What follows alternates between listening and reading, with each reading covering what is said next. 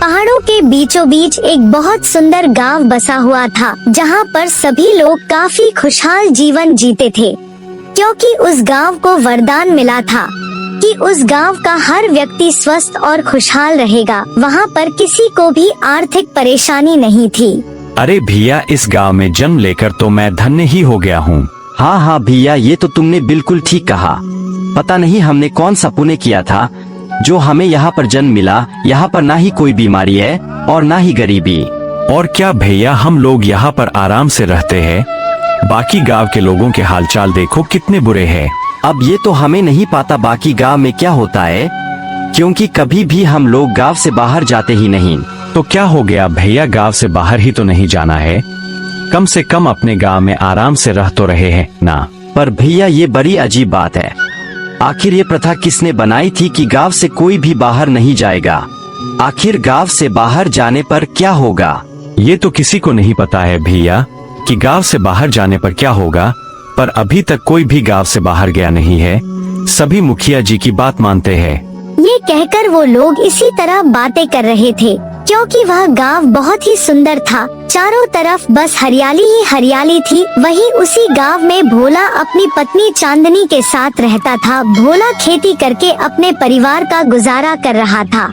पर एक दिन अचानक से भोला को गांव से बाहर जाना पड़ा, जिससे वह काफी परेशान हुआ।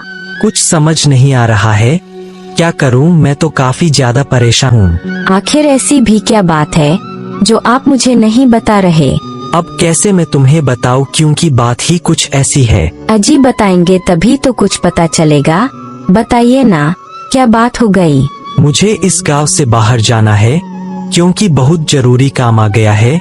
इसीलिए गांव से बाहर जाना जरूरी है। क्या गांव से बाहर? ये आप क्या कह रहे हैं? आज से पहले कोई भी गांव से बाहर नहीं गया है। यही तो मुझे समझ नहीं आ रहा है।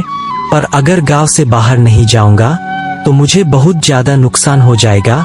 बस पड़ोस के गांव में जाकर मुझे कुछ सामान लाना है, फिर गांव वापस लौट आऊंगा।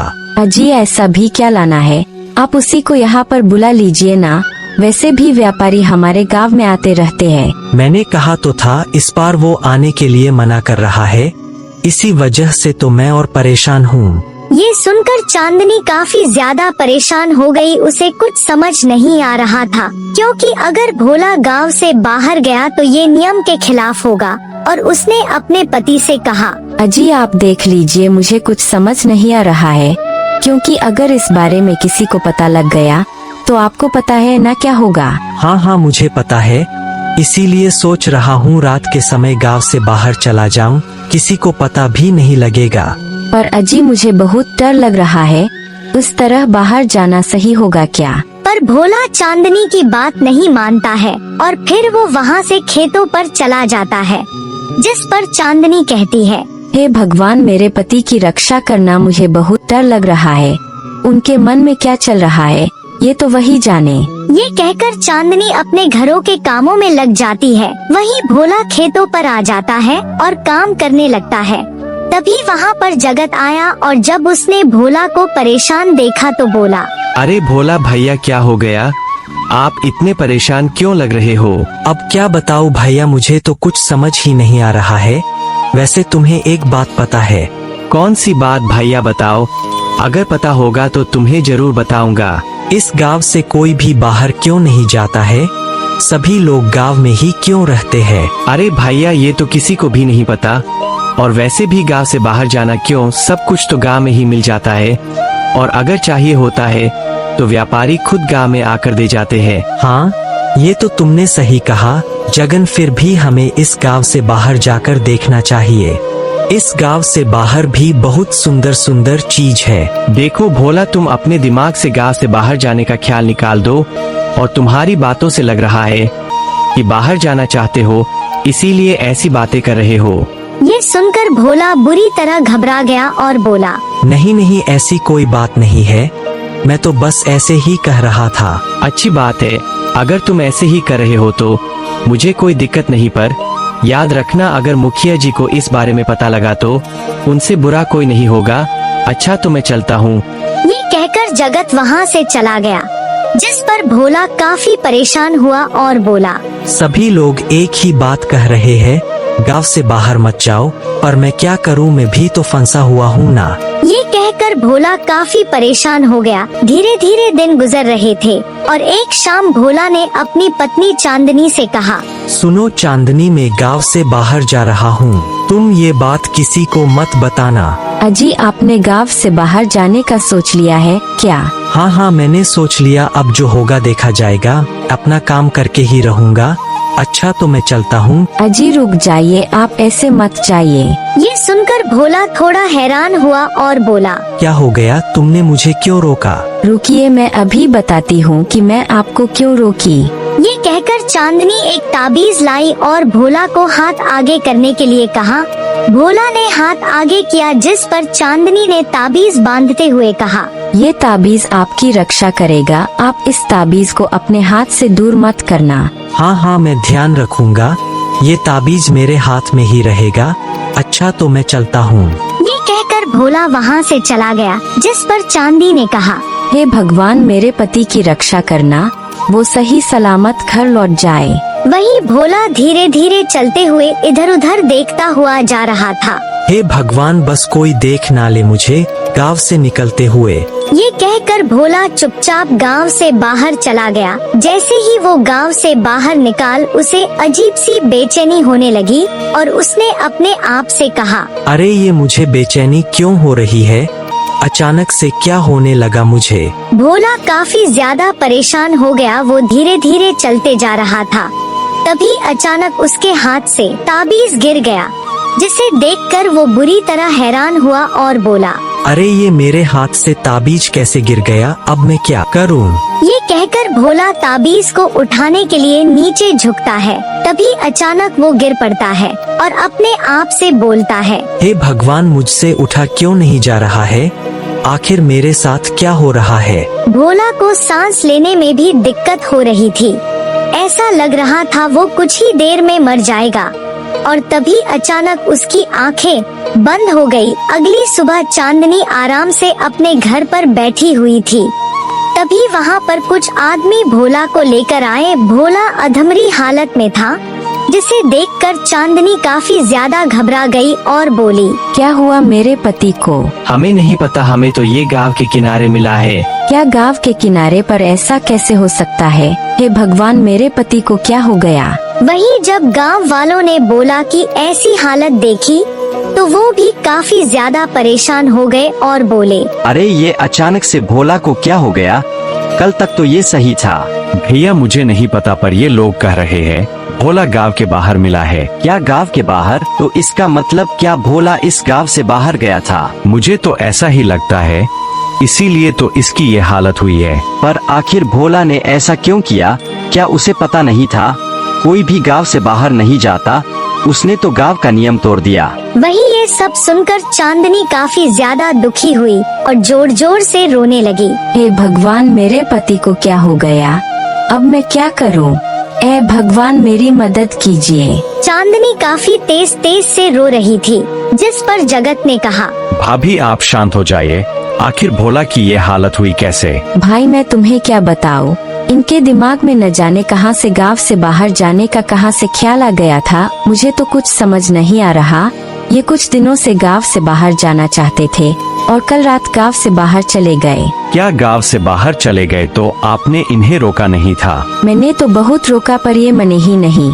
मैं उनके हाथ में ताबीज भी बांध दी थी, पर वो ताबीज भी गायब है। चांदनी की बात सुनकर गांव वाले भी काफी ज्यादा परेशान हो जाते हैं। किसी को कुछ समझ नहीं आ रहा था, जिस पर जगत ने कहा, लगता है अब हमें मुखिया जी के पास जाना चाहिए, क्योंकि इस समस्या का समाधान मुखिया जी ही कर सकते हैं। हाँ, आप लोग सही कर रहे हैं। आप लोग मेरे पति को लेकर मुखिया जी के पास चलिए, मैं अपने पति को खोना नहीं चाहती हूँ। इसके बाद जगत और राजू भोला को उठाकर मुखिया के घर पर आ जाते हैं। जब मुखिया गांव वालों को इस तरह देखा तो वो काफी हैरान हुआ और उसने कहा, क्या हो गया आप लोग यहाँ पर अचानक से? मुखिया जी अब क्या बताएं, हमारे गांव का बरसों पुराना नियम तोड़ा गया है। क्या नियम तोड़ा गया? ये तुम क्या कह रहे हो जगन? मैं बिल्कुल ठीक कह रहा हूँ मुखिया जी। ये देखिए भोला की कैसी हालत हो गई है। मुखिया ने जब भोला को देखा तो वो काफी ज्यादा हैरान हुए, क्योंकि भोला अधमरी हालत में था, जिसे देखकर मुखिया ने कहा, अरे ये भोला को क्या हो गया, इसकी ऐसी हालत कैसे हो गई, जबकि हमारे गांव में तो आज से पहले कोई भी इस तरह बीमार नहीं पड़ा। मुखिया जी, भोला बीमार नहीं हुआ है, बल्कि गांव से बाहर जाने की वजह से भोला की ऐसी हालत हो गई है। क्या गांव से बाहर जाने की वजह से? ये तुम क्या कह रहे हो? नहीं नहीं, भोला ऐसा कर ही नहीं सकता। उसे अच्छी तरह पता है कि आज से पहले कोई भी गांव से बाहर नहीं गया। मुखिया जी, हम सच कह रहे हैं। अगर आपको हमारी बातों पर यकीन नहीं है तो आप भोला की पत्नी चांदनी से पूछ सकते हैं, वो भी हमारे साथ आई हुई है। तभी वहाँ पर चांदनी आई और बोली, हाँ हाँ मुखिया जी, जगन बिल्कुल ठीक कह रहा है। मेरे पति कल गांव से बाहर चले गए थे। ये सुनकर मुखिया काफी ज्यादा हैरान हुआ। साथ ही उसे काफी तेज गुस्सा भी आया, क्योंकि गांव का नियम तोड़ा गया था। और मुखिया ने चांदनी से कहा, ये तुम क्या कह रही हो चांदनी? तुमने अपने पति को समझाया क्यों नहीं? क्या उसे पता नहीं है कि कोई भी गांव से बाहर नहीं जाता है? मैंने अपने पति को काफी समझाया, पर वो कह रहे थे उन्हें कुछ जरूरी काम है, इसीलिए गांव से बाहर जाना जरूरी है। तो तुमने मुझे ये बात क्यों नहीं बताई? अगर तुम मुझे ये बात बता देती तो तुम्हारे पति की ऐसी हालत नहीं होती। मुझे क्या पता था मुखिया जी की ये सब हो जाएगा। मैं तो अपने पति के हाथ में रक्षा कवच भी बांध दिया था। तुम्हें पता नहीं है चांदनी, रक्षा कवच कुछ भी नहीं कर पाएगा, क्योंकि हमारा गांव दिव्य शक्तियों से भरपूर है। जैसे ही कोई इंसान यहाँ से बाहर निकलता है, उस पर काली शक्तियाँ हावी हो जाती है, इसीलिए भोला की ऐसी हालत हुई है। ये सुनकर चांदनी बुरी तरह घबरा गई और जोर जोर से रोने लगी। फिर मुखिया से बोली, मुखिया जी, मेरे पति को बचा लीजिए। मैं अपने पति को खोना नहीं चाहती हूँ। अब आप ही है जो मेरे पति को बचा सकते हैं। नहीं नहीं, अब मैं कुछ नहीं कर सकता हूँ। भोला ने ये अच्छा नहीं किया। जब कोई भी गांव से बाहर नहीं जाता तो उसे ये बात समझनी चाहिए थी। वो किससे पूछकर गांव से बाहर गया?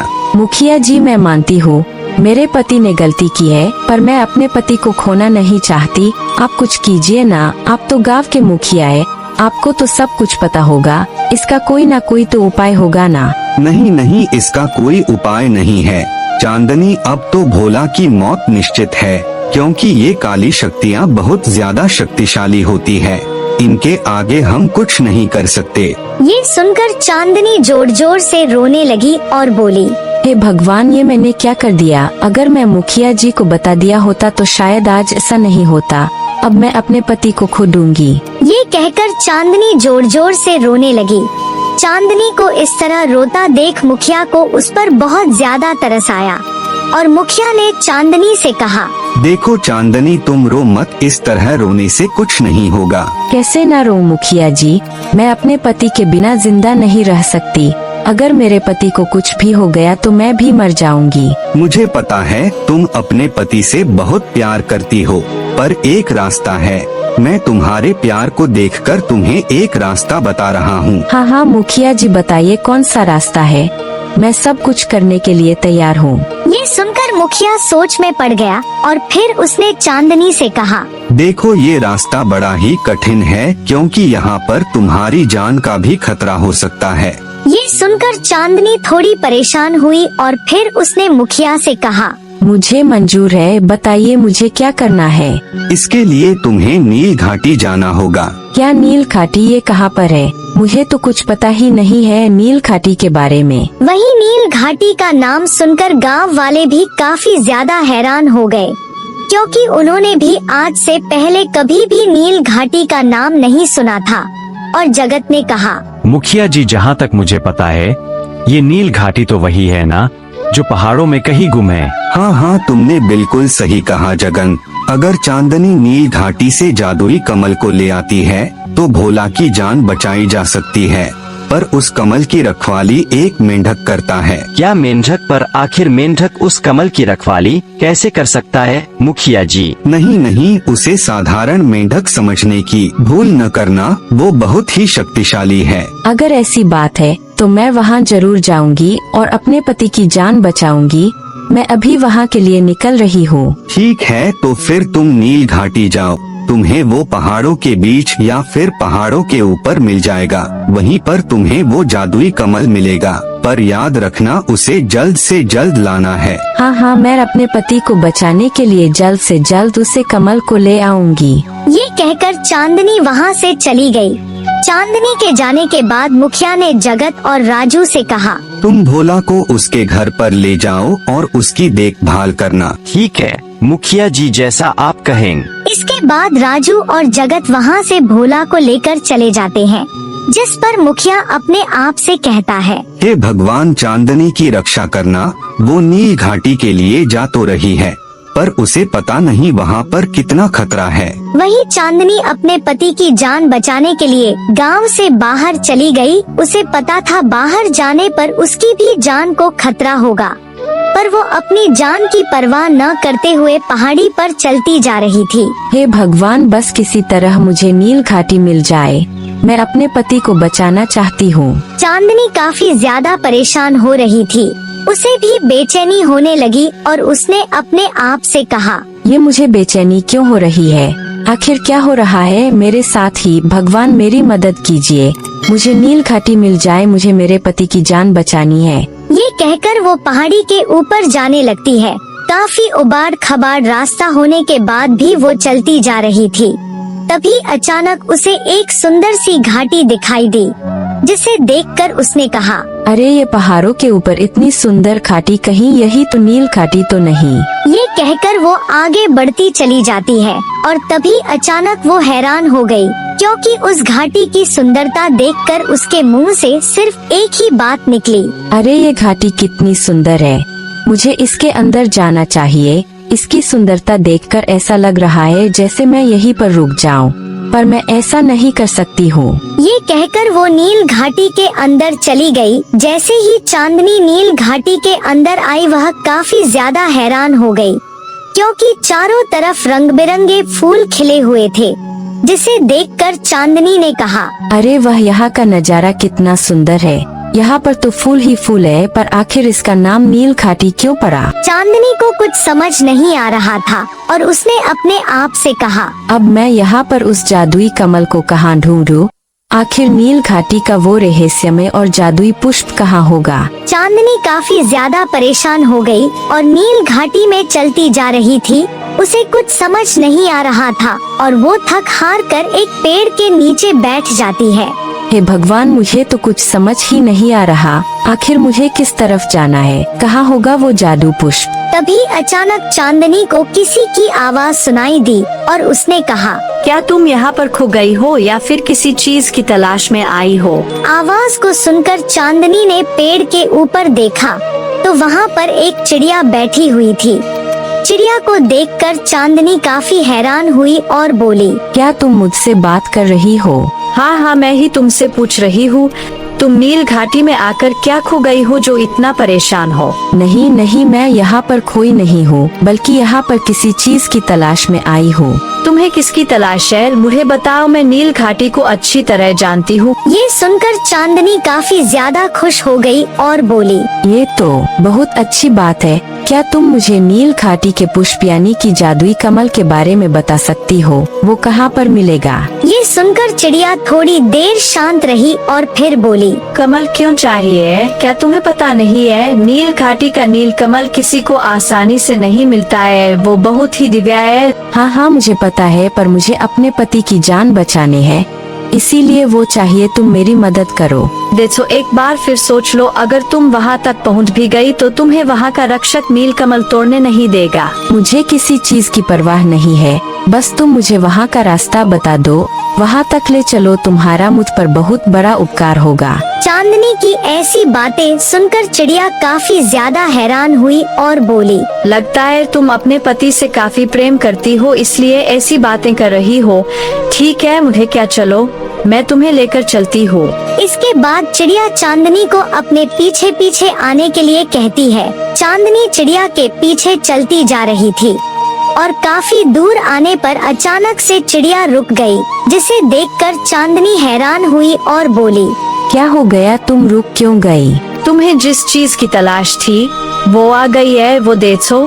तुम्हें सामने जो तालाब दिखाई दे रहा है ना, उसी के अंदर नील घाटी का पुष्प यानी कि नील कमल है। पर सावधानी से, वहाँ का रक्षक तुम्हें वहाँ तक पहुँचने नहीं देगा। और अब मैं यहाँ से जाती हूँ, अगर उसे पता लग गया मैं तुम्हें रास्ता बताया तो वो मुझे भी मार डालेगा। ये कहकर चिड़िया वहाँ से चली गई, जिस पर चांदनी ने अपने आप से कहा, अब मुझे खुद ही आगे जाना पड़ेगा। ये कहकर चांदनी उस तालाब के पास आ गई। जैसे ही चांदनी तालाब के पास आई, वो बुरी तरह घबरा गई, क्योंकि वहाँ पर एक विशालकाय मेंढक बैठा हुआ था, जिसे देखकर चांदनी घबराते हुए बोली, हे भगवान, इतना बड़ा मेंढक! मैं तो सोच रही थी यहाँ पर छोटा सा मेंढक होगा। मुखिया जी ने तो यही बताया था। चांदनी काफी ज्यादा परेशान हो गई, उसे कुछ समझ नहीं आ रहा था और उसने कहा, इसीलिए मुखिया जी कह रहे थे कि उसे साधारण ना समझो, क्योंकि ये मेंढक इतना ज्यादा बड़ा है। तभी मेंढक ने चांदनी से कहा, कौन हो तुम और तुम यहाँ क्या करने आई हो? मेंढक की बात सुनकर चांदनी ने घबराते हुए कहा, मैं यहाँ पर नील कमल लेने के लिए आई हूँ। क्या नीलकमल? तुम्हारी हिम्मत कैसे हुई? जब तक मैं हूँ तब तक यहाँ से कोई भी नीलकमल नहीं ले जा सकता है। चली जाओ यहाँ से, इसी में तुम्हारी भलाई है। नहीं नहीं, मैं यहाँ से इस तरह नहीं जाऊंगी। मुझे नील कमल चाहिए, क्योंकि मुझे मेरे पति की जान बचानी है। ये कहकर चांदनी काफी ज्यादा दुखी हो गई। चांदनी की दुखी देखकर मेंढक ने कहा, अच्छा तो ऐसी बात है, तुम यहाँ पर अपने पति की जान बचाने के लिए आई हो। तुम अपने पति से बहुत प्रेम करती हो। हाँ हाँ, मैं अपने पति से बहुत प्रेम करती हूँ, इसीलिए नील कमल लेने आई हूँ। आप मुझे नील कमल दे दीजिए। नहीं नहीं, तुम्हें इस तरह नील कमल नहीं मिलेगा। तुम्हें इसके लिए मेरी एक शर्त माननी पड़ेगी, तभी तुम्हें वो नील कमल मिलेगा। ये सुनकर चांदनी काफी ज्यादा परेशान हो गई। उसे कुछ समझ नहीं आ रहा था कि आखिर मेंढक की कौन सी शर्त होगी, और उसने कहा, बताइए मुझे आपकी कौन सी शर्त माननी है। मैं आपकी हर शर्त करने के लिए तैयार हूँ। अरे ये तो बहुत अच्छी बात है, तुम तो बड़ी जल्दी तैयार हो गई। तो फिर ठीक है, मेरी ये शर्त है कि तुम मेरे मुंह के अंदर जाओ और मेरा भोजन बन जाओ। ये सुनकर चांदनी बुरी तरह घबरा गई और बोली, नहीं नहीं, ये आपकी कैसी शर्त है? अगर मैं मुंह के अंदर चली गई तो आपका भोजन बन जाऊंगी, तो फिर मैं अपने पति की कैसे जान बचाऊंगी? आप कोई दूसरी शर्त बताइए, मैं आपकी सारी शर्तें मानने के लिए तैयार हूँ। नहीं नहीं, मेरी यही शर्त है, तभी तुम्हें नील कमल मिलेगा। अब तुम सोच लो, तुम्हें मेरी शर्त पूरी करनी है या नहीं। ये सुनकर चांदनी काफी ज्यादा परेशान हो जाती है। उसे तो कुछ समझ ही नहीं आ रहा था और उसने दुखी होकर कहा, हे भगवान, ये मैं कहाँ जाकर फंस गई। मेंढक किस प्रकार की शर्त रख रहा है? अगर मैं इसके मुंह में चली गई तो इसका भोजन बन जाऊंगी। अब मैं क्या करूं? वही मेंढक चांदनी को परेशान होता देख काफी ज्यादा खुश हो रहा था। मुझे पता है, सभी लोग प्रेम करने का दावा करते हैं, पर कोई भी प्रेम की परीक्षा पूरी नहीं कर पाता है।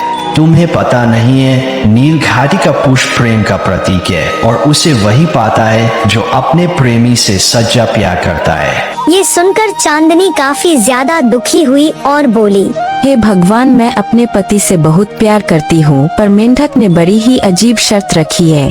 अब मैं क्या करूँ? ये कहकर चांदनी सोच में पड़ गई। काफी देर सोचने के बाद चांदनी ने कहा, ठीक है, मुझे आपकी शर्त मंजूर है। आप मुंह खोले, मैं आपके अंदर जाऊंगी। ये सुनकर मेंढक काफी ज्यादा खुश हो जाता है और फिर वो अपना मुंह खोल लेता है। वहीं दूसरी तरफ चिड़िया एक पेड़ पर बैठी हुई ये सब देख रही थी और उसने अपने आप से कहा, ये औरत कहीं पागल तो नहीं हो गई जो मेंढक के मुंह में जा रही है। इसे पता नहीं है, अगर ये एक बार मेंढक के मुंह के अंदर चली गई तो मर ही जाएगी। ये तो यहाँ पर नील कमल लेने आई थी ना। चिड़िया काफी ज्यादा परेशान होकर चांदनी को देख रही थी।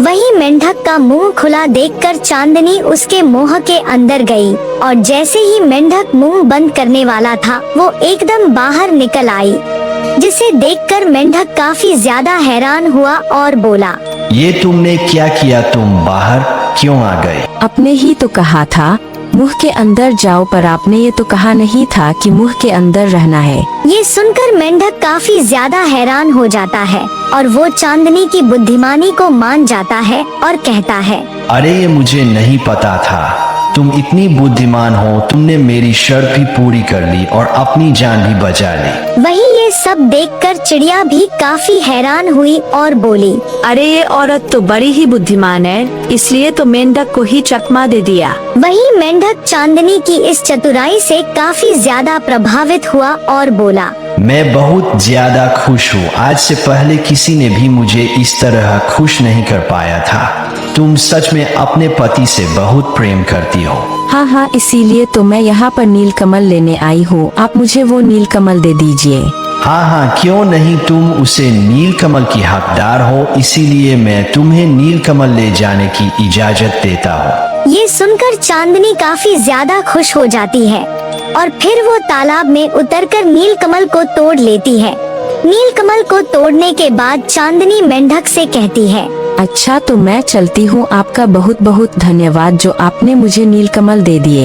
अरे तुम धन्यवाद क्यों कर रही हो, तुम प्रेम की परीक्षा में पास हो गई हो, अब तुम जाओ। इसके बाद चांदनी नील घाटी से चली आती है और अब वो बहुत ज्यादा खुश थी क्योंकि उसे नीलकमल मिल चुका था। चांदनी जल्दी से अपने घर पर आती है। घर आने के बाद वो देखते हैं कि भोला वहाँ पर अधमरी हालत में था। जब जगत और राजू चांदनी को देखते हैं तो कहते हैं, अरे भाभी आप आ गई। हाँ हाँ, मैं नीलकमल को ले आई हूँ, अब इसका क्या करना है? ये तो हमें नहीं पता, हम मुखिया को बुला कर लाते हैं। इसके बाद राजू को बुला कर लाता है। कुछ ही देर बाद वहाँ पर मुखिया आ जाते हैं। जब वो चांदनी को सही सलामत नील घाटी के पुष्प के साथ देखते हैं तो काफी ज्यादा हैरान होते हैं और कहते हैं, अरे चांदनी, तुम्हें ये कमल मिल गया। वो कमल काफी ज्यादा चमक रहा था, जिसे देखकर चांदनी ने कहा, ये नीलकमल मुझे मेंढक ने दिया है, बताइए अब इसका क्या करना है? तुम अपने पति को पिला दो, जिससे तुम्हारा पति ठीक हो जाएगा, क्योंकि इसका दिव्य रस अमृत के समान है जो काली शक्तियों को नष्ट करेगा। ये सुनकर चांदनी उसे नीलकमल को पीसने लगती है और फिर उसके रस को भोला को पिला देती है। कुछ ही देर में भोला को होश आ जाता है। अपने पति को सही सलामत देखकर चांदनी काफी ज्यादा खुश होती है और कहती है, हे भगवान, आपका बहुत बहुत धन्यवाद जो मेरे पति को होश आ गया। मैं तो सोची थी मैं अपने पति को खो दूंगी। वही अपने आप को घर में देखकर भोला काफी ज्यादा हैरान हुआ और बोला, मैं यहाँ पर क्या कर रहा हूँ, मैं तो जंगल में था ना। अजी आप बेहोश हो गए थे, आपको पता नहीं क्या हो गया था, आपको यहाँ पर कुछ लोग लेकर आए थे। हाँ हाँ भोला, तुम तो एक तरह से मर ही चुके थे। वो तो अच्छा हुआ चांदनी ने तुम्हारी जान बचाई, वरना तुम भगवान के प्यारे हो जाते। ये सुनकर भोला काफी ज्यादा हैरान हो गया और बोला, मुझे माफ कर दो चांदनी, मेरी वजह से तुमने अपनी जान खतरे में डाली। आप ऐसा क्यों कह रहे हैं? मैं बहुत ज्यादा खुश हूँ कि आप सही सलामत हैं। हाँ हाँ चांदनी सही कह रही है, हम बहुत खुश हैं, पर इसी के साथ गुस्सा भी है। तुमने आखिर इस गांव से बाहर जाने की हिम्मत कैसे की? ये सुनकर भोला काफी ज्यादा घबरा जाता है और मुखिया जी से कहता है, मुझे माफ कर दीजिए मुखिया जी, मुझसे बहुत बड़ी भूल हो गई। मेरा बहुत सारा नुकसान हो गया, क्योंकि एक व्यापारी ने मुझसे कहा था गांव से बाहर आकर फसल बेचो तो तुम्हें दुगुनी पैसे दूंगा। अरे भाई, तो तुमने अपनी जान की भी परवाह नहीं की। कम से कम ये तो सोचना चाहिए था ना कि आखिर इस गांव का कोई भी व्यक्ति बाहर क्यों नहीं जाता है, तो कोई ना कोई तो बात होगी ही ना। हाँ हाँ, आपने सही कहा, मैंने लालच में आकर अपनी जान खतरे में डाल दी और अपनी पत्नी की भी जान खतरे में डाल दी। वो तो अच्छा हुआ मेरी पत्नी ने मुझे बचा लिया, वरना हम दोनों ही मर जाते। नहीं नहीं, भोला कभी भी तुम्हें कुछ नहीं होने देती, क्योंकि वो तुम्हें बहुत प्यार करती है। नील घाटी तक सिर्फ वही पहुंच पाता है जो अपने पति या प्रेमी से प्यार करता है, और चांदनी तुमसे बहुत प्यार करती है। ये सुनकर भोला काफी ज्यादा खुश हो जाता है, जिस पर मुखिया कहते हैं, चलो जो हुआ सो हुआ, पर आगे से इस बात का ध्यान रखना, कोई भी व्यक्ति इस गांव से बाहर न जाए। हाँ हाँ, हम लोग आगे से ध्यान रखेंगे और कभी भी इस गांव से बाहर नहीं जाएंगे। इसके बाद सभी लोग वहाँ से चले जाते हैं और अब भोला काफी ज्यादा खुश था और वो समझ चुका था कि इस गांव से बाहर जाना मतलब जान को खतरे में डालना है। इसके बाद वो आराम से रहने लगता है।